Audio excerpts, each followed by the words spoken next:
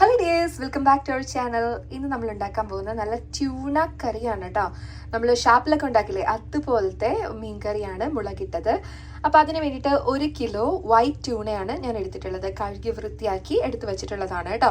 കുറച്ച് നേരം അരിപ്പപാത്രത്തിലിട്ട് വെക്കുകയാണെങ്കിൽ നന്നായിട്ട് വെള്ളമൊക്കെ പോയി ഡ്രെയിനായിട്ട് ഇതേപോലെ കിട്ടും. അപ്പോൾ ഇങ്ങനെ എടുത്ത് വെച്ചിട്ടുണ്ട്. ഇനി നമുക്ക് ഇതിലേക്ക് എന്തൊക്കെ ആവശ്യമുണ്ടെന്ന് നോക്കാം. ഇവിടെ ഞാൻ എടുത്തു വെച്ചിട്ടുള്ളത് കുടംപുളിയാണ്. നന്നായിട്ട് കുടംപുളി വാഷ് ചെയ്തിട്ട് ചൂടുവെള്ളത്തിലിട്ട് ഇതേപോലെ വെച്ചേക്കാണ് കുതിരാൻ വേണ്ടിയിട്ട്. പിന്നെ ഇതിലേക്ക് ഒരു അര തക്കാളി, ഇവിടെ വരുന്ന തക്കാളി ഭയങ്കര വലുതാണ് കേട്ടോ.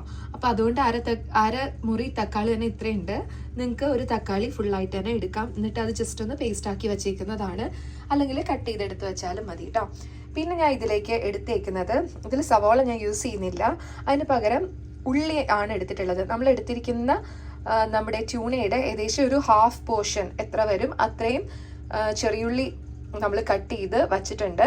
പിന്നെ അതിലേക്ക് ഒരു വലിയ കഷ്ണം ഇഞ്ചി ചെറുതായിട്ട് നുറുക്കി വെച്ചിട്ടുണ്ട്. കറി ലീവ്സ് ആവശ്യമായിട്ടുണ്ട്. 2 പച്ചമുളക് മതി. കാരണം എന്താണെന്ന് വെച്ച് കഴിഞ്ഞാൽ നമ്മൾ മുളക് പൊടി ഉപയോഗിച്ചിട്ടല്ലേ ഇത് ഉണ്ടാക്കാൻ പോകുന്നത്, അതുകൊണ്ടിട്ടാണ്. പിന്നെ ആവശ്യത്തിനുള്ള വെളുത്തുള്ളിയും വേണം. ഞാനിവിടെ എടുത്തിട്ടുള്ളത് ചൈനീസ് വെളുത്തുള്ളിയാണ്, അതുകൊണ്ടാണ് ഇത്ര അളവ് എടുത്തേക്കുന്നത്. നമ്മുടെ നാടൻ വെളുത്തുള്ളി ആകുമ്പോഴേക്കും ഇത്രത്തിന്റെ ആവശ്യമില്ല കേട്ടോ. അപ്പൊ ഇത്ര സാധനങ്ങൾ നമ്മൾ റെഡിയാക്കി വെക്കണം. ഇനിയാണ് നമ്മൾ കുക്ക് ചെയ്യാൻ പോകുന്നത്. അപ്പൊ കുക്കിങ്ങിലേക്ക് പോകാം. പാത്രം എടുത്ത് വെച്ചിട്ടുണ്ട്. അപ്പൊ ഞാൻ എടുത്തേക്കുന്ന ഒരു നോൺ സ്റ്റിക് പാത്രമാണ്. കാരണം എന്താണെന്ന് വെച്ച് കഴിഞ്ഞാൽ കുറച്ച് കൂടുതൽ അളവുണ്ടല്ലോ. അപ്പൊ ആ അളവിലുള്ള ചട്ടി എന്തെങ്കിലും ഇല്ലാത്തതുകൊണ്ടിട്ടാണ്. നിങ്ങളുടെ ചട്ടി ഉണ്ടെങ്കിൽ തീർച്ചയായിട്ടും ചട്ടിയിൽ തന്നെ ഉണ്ടാക്കുക. അപ്പൊ നല്ല ടേസ്റ്റിയാണ് കേട്ടോ. ഇത് ഞാൻ വെളിച്ചെണ്ണ ചേർത്ത് കൊടുത്തിട്ടുണ്ട്. നാടൻ വെളിച്ചെണ്ണ കിട്ടുമെങ്കിൽ അത് തന്നെ ചേർത്ത് കൊടുക്കാം. നന്നായിട്ടൊന്ന് ചൂടായി വരട്ടെ. നന്നായിട്ട് ചൂടായിട്ടുണ്ട്. ഞാനിതിലേക്ക് നമ്മുടെ ഉലുവ ചേർത്ത് കൊടുത്തിട്ടുണ്ട്. നന്നായിട്ട് പൊട്ടി വന്നിട്ടുണ്ട് കേട്ടോ. അപ്പം ഞാൻ ഇതിലേക്ക് കറി ലീവ്സ് ചേർത്ത് കൊടുക്കാണ്. പച്ചമുളക്,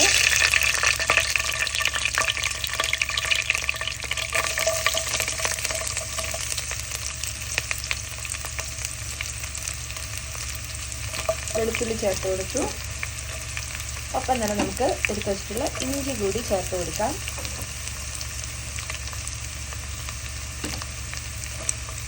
ചേർത്ത് കൊടുത്തിട്ടുണ്ട് കേട്ടോ. നല്ല അടിപൊളി മണമാണ് കേട്ടോ വരുന്നോണ്ടിരിക്കുന്നത്. നമുക്ക് ഇളക്കി കൊടുത്ത് നന്നായിട്ടൊന്ന് ഫ്രൈ ചെയ്തെടുക്കണം. ഓക്കെ, അപ്പോൾ ഫ്രൈ ചെയ്തിട്ട് വരാം.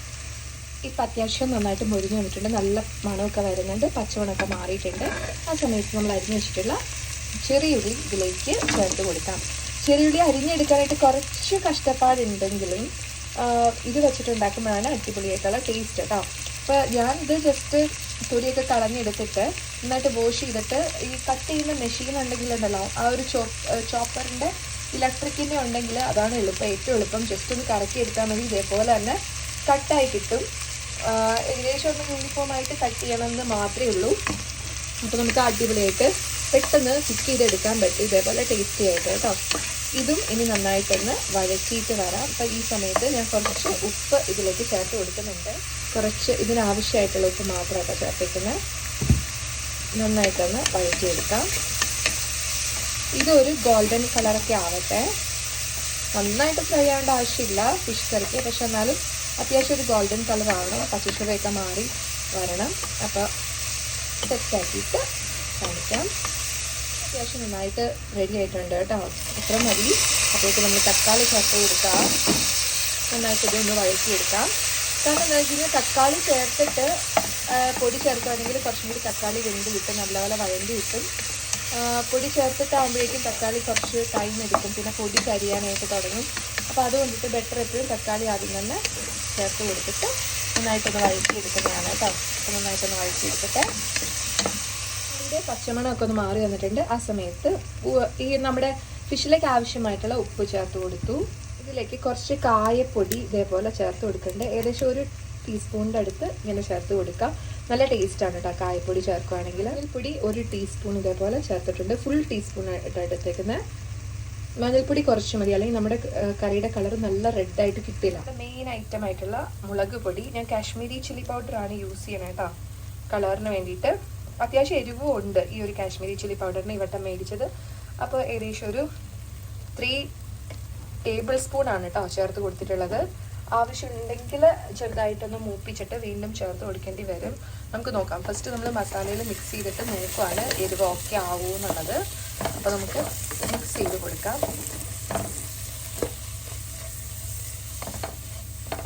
അടിപൊളി കളർ വരുന്നുണ്ട്.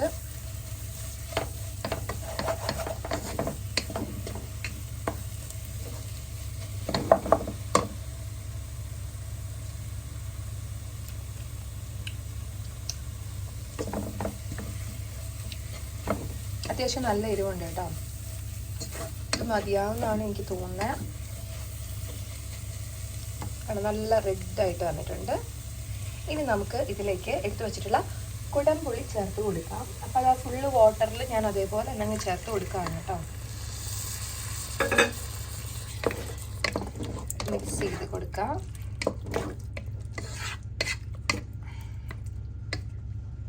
അടിപൊളി കളറായിട്ടുണ്ട്. ഇനി നമുക്കിതിലേക്ക് ആവശ്യത്തിനുള്ള വെള്ളം കൂടി ചേർത്ത് കൊടുക്കാം. ഇത് ഏകദേശം മുങ്ങിക്കിടക്കാൻ ആവശ്യമായിട്ടുള്ള വെള്ളം ഇതിലേക്ക് ചേർത്ത് കൊടുക്കാം.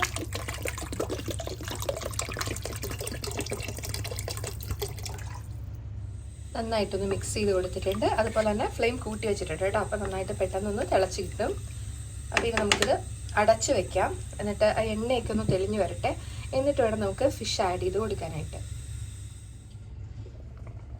നന്നായിട്ട് തിളച്ച് വന്നിട്ടുണ്ട് കേട്ടോ. കണ്ടോ, സൈഡിലൊക്കെ നന്നായിട്ട് ഇതേപോലെ എണ്ണയൊക്കെ തെളിഞ്ഞ് വന്നിട്ടുണ്ട്. ആ സമയത്ത് നമുക്ക് ട്യൂണ ഇതിലേക്ക് ചേർത്ത് കൊടുക്കാം.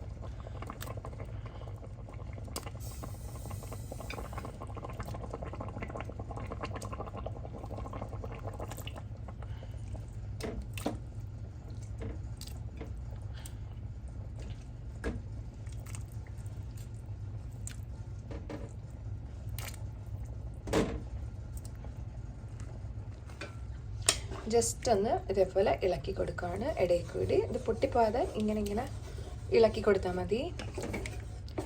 ഓക്കെ, കറക്റ്റായിരുന്നു കേട്ടോ. വെള്ളം വെച്ചതെല്ലാം കറക്റ്റാണ്. കറക്റ്റ് ഇതേപോലെ മുങ്ങിക്കെടുക്കുന്നുണ്ട്. ഇത്രയും മതിയാവും.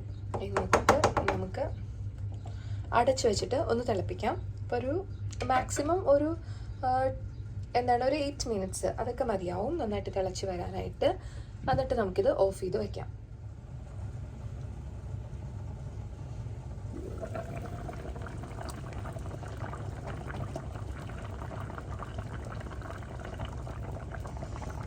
നല്ല അടിപൊളിയായിട്ട് തിളച്ചിട്ടുണ്ട്. ഇതുപോലെ എണ്ണയൊക്കെ പൊങ്ങി വന്നിട്ടുണ്ട്. കൂടെ നല്ല അടിപൊളി മണവും വരുന്നുണ്ട് കേട്ടോ. ആ സമയത്ത് ഞാൻ ഇത് ഓഫ് ചെയ്യാൻ പോവാണ്. കുറച്ച് നേരമായി ഇപ്പോൾ തിളയ്ക്കാൻ തുടങ്ങിയിട്ട്. അപ്പോൾ ഇനി പുളിയൊക്കെ പിടിക്കട്ടെ. ഈ പാത്രത്തിൽ നിന്ന് വേറൊരു പാത്രത്തിലേക്ക് മാറ്റി വയ്ക്കണം കുറച്ച് കഴിയുമ്പോൾ.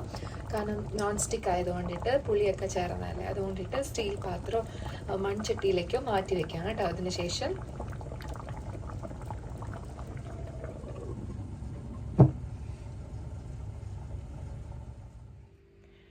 അപ്പോൾ നമ്മുടെ ഫിഷ് കറി ഇവിടെ സെറ്റായിട്ടുണ്ട്. നല്ല അടിപൊളി റെഡ് കളറിൽ സൂപ്പറായിട്ട് വന്നിട്ടുണ്ട് കേട്ടോ. അപ്പോൾ തീർച്ചയായിട്ടും നിങ്ങൾ ട്രൈ നോക്കിയിട്ട് അഭിപ്രായം പറയാനായിട്ട് മറക്കണ്ട. ഞാൻ ഇത് കപ്പയുടെ കൂടെയാണ് ഇത് കഴിക്കാൻ പോകുന്നത്. കപ്പ റെഡി ആയിട്ടുണ്ട്. അപ്പോൾ കപ്പയും മീൻ കറിയും കൂടി കഴിക്കാനായിട്ട് സൂപ്പർ ടേസ്റ്റാണ് കേട്ടോ. തീർച്ചയായും പിന്നെ ഞാൻ ഇപ്പം തന്നെ ഇത് കഴിക്കാൻ വേണ്ടി എടുത്തു കപ്പയുടെ കൂടെ. പക്ഷേ ഏറ്റവും നല്ലത് കുറച്ച് ടൈം വച്ചിട്ട് ഒരു 6 hours വച്ചിട്ട് കഴിക്കുന്നതാണ് കേട്ടോ. അപ്പം എന്തായാലും നിങ്ങളും ട്രൈ ചെയ്ത് നോക്കണേ.